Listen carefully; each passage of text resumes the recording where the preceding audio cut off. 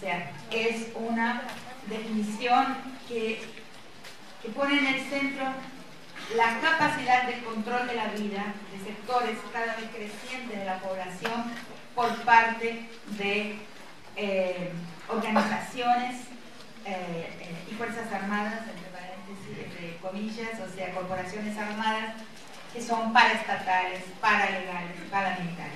No es solamente, y ahí englobo todo, tanto las fuerzas represivas, o sea, la represión por parte de militares que, aún siendo representantes de un Estado, actúan paraestatalmente, como por ejemplo lo que se vio en Guatemala, que eran militares, pero su acción era paraestatal, ¿no?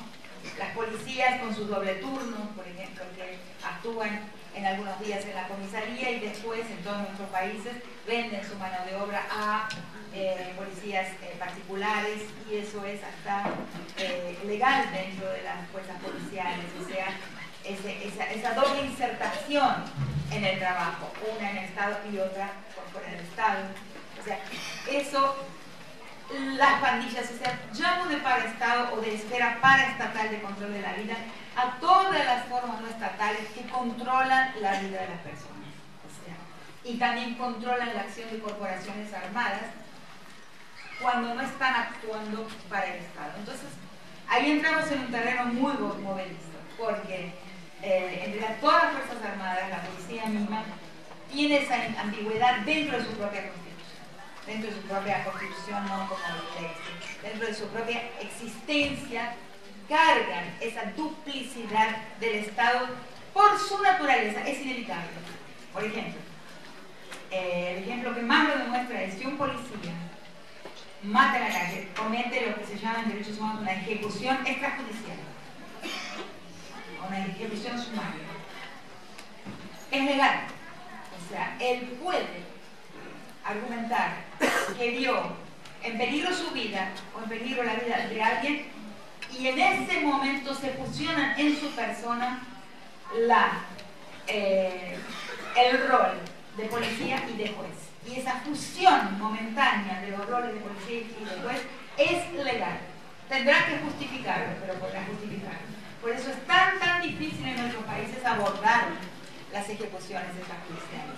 Porque el policía puede cometer una ejecución extrajudicial legalmente, ¿eh? Al decir juzgué y condené para salvar la vida. Él está, digamos, él está habilitado para eso por la ley. Muy interesante siempre recordarlo, porque ahí vemos el carácter ambiguo, ¿no? Los límites muy difusos y muy ambiguos de lo que es la estatalidad y la paraestatalidad. Lo que pasa con nuestros países, por esa característica del Estado que recordé al principio, porque nuestros Estados fueron fundados de esa manera, digamos, particular, ¿no? Fueron fundados para recibir una herencia y continuar con la gestión exterior con relación al administrado, como es la gerencia colonial, como es la administración colonial. Los estados nunca dejaron de ser coloniales. Cuando uno mira los estados nuestros desde el punto de vista de la gente, de las personas, de los pueblos no blancos, de los indígenas, de los negros, de los descendientes, uno siempre aprende a ver el estado como algo exterior. Y si nos fijamos en nosotros mismos, también lo vemos como exterior. Siempre le tememos, ¿no? Basta, siempre lo digo esto, pero es necesario recordarlo, basta llegar a una oficina pública, al primer peldaño de una oficina pública, y uno ya está frente al posible enemigo. Uno espera encontrar aún los letrados, aún los blancos no pasa eso, ¿no? Ahí me van a castigar, algo me van a hacer, no me van a dejar, no voy a conseguir, no va a ser posible, todo va a ser no. Eso es algo que todos nosotros sabemos. Entonces es la exterioridad del Estado. Entonces, en estos estados nuestros que tienen esa característica colonial, igual, de exterioridad con relación a lo administrativo, lo que pasa es que la esfera paraestatal de la vida se inflaciona, se amplía y crece con extraordinaria facilidad. Nosotros todos lo sabemos. Es muy fácil que esa esfera paraestatal del control de la vida, ese policía que comete la ejecución extrajudicial porque puede y porque es legal hacerlo, porque él es juez y policía en la calle, eso se amplía con una facilidad extraordinaria. Nosotros tenemos que generarle un nombre y trabajarlo, porque eso es casi inherente, propio de la estructura de la gestión de nuestro mundo. Bien. Entonces ahí, cuando paso a observar los feminicidios, las agresiones contra las mujeres, las inscripciones en el cuerpo de las mujeres, o sea, la crueldad aplicada sin necesidad, o sea, crueldad mínima, o sea, mensaje de capacidad de crueldad, mensaje de falta de límite por parte de sus perpetradores con relación al sufrimiento, que es lo que se les exige hacer. O sea, hay una exigencia ahí en estos actores de esta esfera paraestatal que se inflaciona. Hay una exigencia, es decir, una exhibición de una capacidad de crueldad, aunque no surgiría, quién sabe, naturalmente en esos sujetos. Por ejemplo, la semana pasada estaba en Lima y un psicólogo que trabaja con hombres es interesante esto, con hombres que tienen disfunción eréctil, vino a contarme que tiene un paciente militar que le contó que durante la guerra interna en Perú él tuvo que cometer una violación con la pistola del coronel en su cabeza, porque no podía, y lo pudo hacer, lo tuvo que hacer si no moría. Entonces ese tener que violar es una cosa que se observa en la guerra, lo observé claramente de manual en la guerra de Guatemala, y lo observo en el Triángulo Norte, en Colombia, o sea, en algunos lugares donde, como dicen muchos autores para el mundo Medio Oriente, donde la guerra se ha feminizado.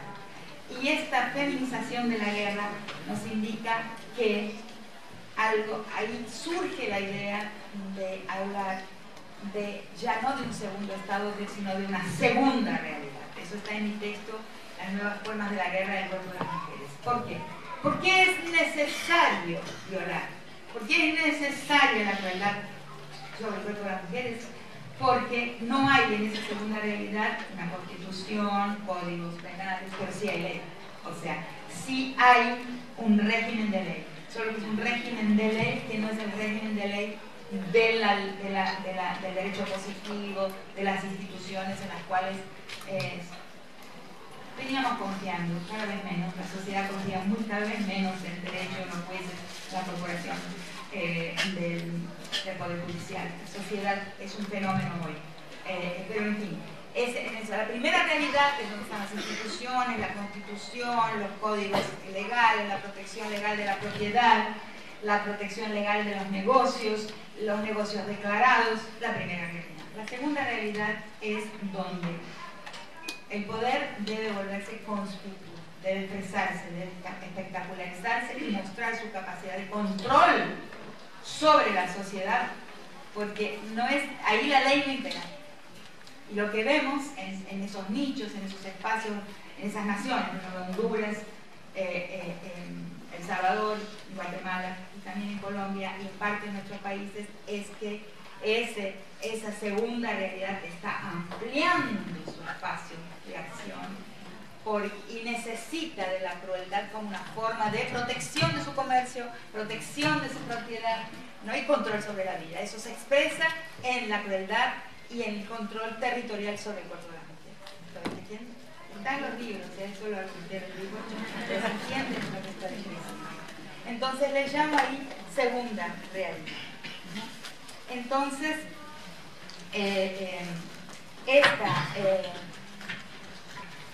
esa segunda realidad entonces pasa a ser inmensamente quiero contar solo algo muy breve, pero que es muy importante, y fue muy importante para mí.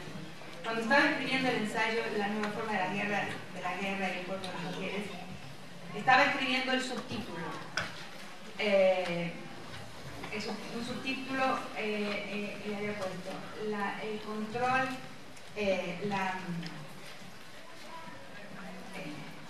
bueno, no es exactamente así, pero lo pueden encontrar si lo buscan en el texto. El control de el crimen organizado el control del Estado por el crimen organizado. Cuando lo estaba escribiendo, me di cuenta de que estaba equivocado en lo que iba a decir. No es el control del Estado por el crimen organizado como lo que observé en Ciudad Juárez. No es que el crimen organizado se vuelve tentacular y pasa a capturar personas, actores que están en el campo estatal. Algo se había invertido y el subtítulo cambió y lo que escribí después también cambió y le llamé el control del crimen organizado por el Estado. El crimen organizado se burocratizó. ¿Nunca se preguntaron por qué hay tantas películas tan bonitas sobre el antihéroe Pablo Escobar? ¿Por qué no hay más Pablo Escobar? O sea, es una figura del crimen que no existe más. O sea, ese Robin Hood cruel, pero al final lo amamos. Antiestatal, porque la característica de Pablo Escobar como criminal, como gran traficante, gran cabeza del crimen organizado, era claramente su antiestatalismo. Eso ahí no existe más, no es la realidad del crimen representado. Hoy el crimen es burocrático, o sea, tiene una pata en el norte de una pata en la superficie, en la primera realidad, y otra pata en la segunda realidad. No hay ninguna elección, y cito un montón, cito varios actores de la sociedad, policía, el fiscal, el actualmente general actual de los Estados Unidos. Cito varios autores que dan la pista, porque como dije, no se puede observar, que en realidad hay dos mallas, pero esas mallas son totalmente articuladas, la del Estado y la del crimen organizado. Y sobre todo cito a un policía federal de Brasil que da una declaración al diario Globo y le dice, vamos, olvidémoslo, no existe absolutamente ningún sector de la política que pueda marchar a una campaña electoral sin contar con fondos que no sean declarables, o sea, que provengan de fuentes cuyo origen no se puede declarar, que son lugares de la trata, o sea, burdeles, la droga, varias formas. Ahí las listo en mi texto, las distintas formas de obtener dinero no declarado, no declarable, ¿no? Y que una parte de ese dinero no declarado y no declarable va a la política. Y es así. Entonces, ese es el Estado, ¿no? Ese es el Estado inescapablemente, porque sin eso, como dice y yo lo creo, no se puede ganar una elección. Entonces, cuando entramos en esa estructura, y eso se puede leer, como estaba afirmando en el título de mi conferencia, a partir del destino del cuerpo de las mujeres, a partir de lo que les pasa. Yo llegué desde ahí. Entonces, ese es el estado en el que es necesario actuar en las brechas, actuar en las fisuras, ¿no? Actuar desde adentro, sí, pero crear algún otro camino de la política y otros espacios para reencaminar la historia. Porque un Estado habitado de esa forma, accedido de esa forma, no será capaz de reencaminar la historia en la dirección que queremos. Eso yo tengo convicción por eso. ¿Por qué no ha sido capaz? Porque no pudo. Porque no ha podido.